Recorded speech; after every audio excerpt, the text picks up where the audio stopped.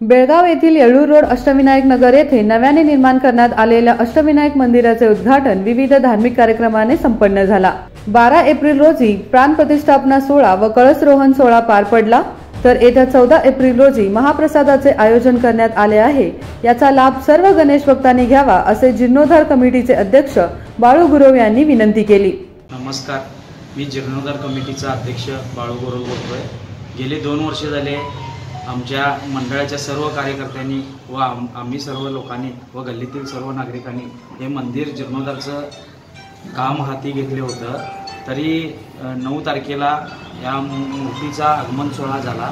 त्याचबरोबर 12 तारखेला जीर्णोद्धारचं जे काम होतं ते पूर्ण झालेलं आहे। मूर्ती विराजमान झाली आहे 12 तारखेला।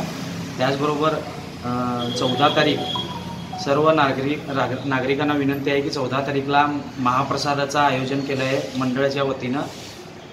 अष्टविनायक गणेश उत्सव मंडळ येळूर रोड वडगाव त्याचा महाप्रसादाचा सर्व मंडळींनी लाभ घ्यायचा आहे।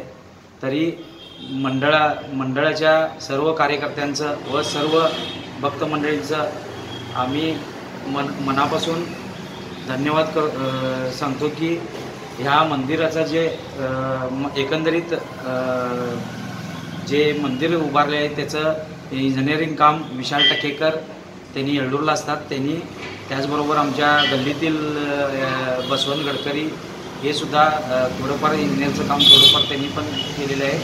तरी सर्व मंदिराचं कामकाज तुम्हाला आता व्हिडिओद्वारे बघायला मिळेल।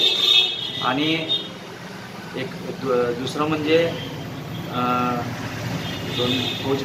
आणि काय बोलू, उद्या 14 तारखेला महाप्रसाद आहे, तरी सर्व भक्त मंडळींनी महाप्रसादाचा लाभ घ्या। अष्टविनायक युवक साप्ताहिक वार्षिक फंड व जीर्णोद्धार कमिटी युवक मंडळ यांच्या सहकार्यातून या मंदिराची निर्माण झाले आहे।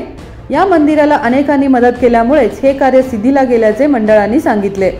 Mahadev Pawar, Kannadamma news network, Belagavi.